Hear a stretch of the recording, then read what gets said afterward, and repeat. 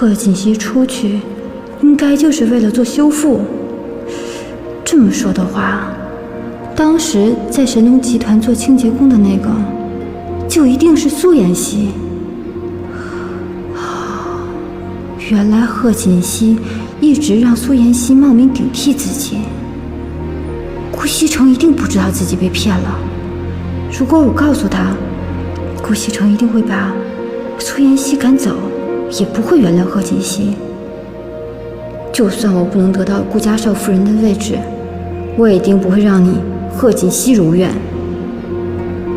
可是怎么才能当众揭穿苏妍希这个骗子呢？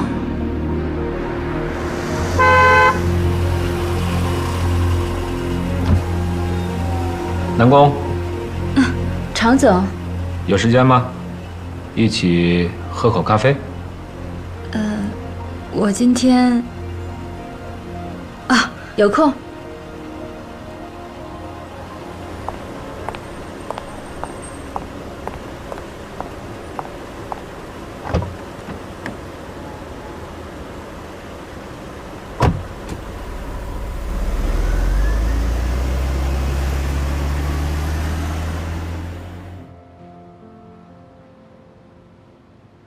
怎么会突然辞职了？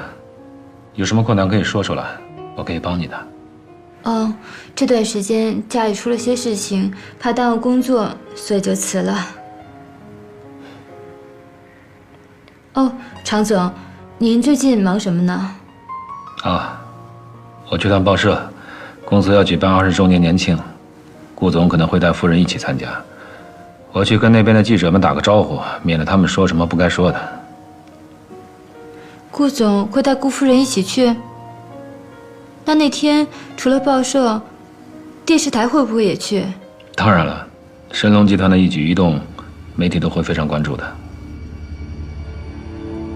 这样的话，只要我能揭穿苏妍希那个骗子，那么顾家就是想掩盖事实，也掩盖不了了。到时候，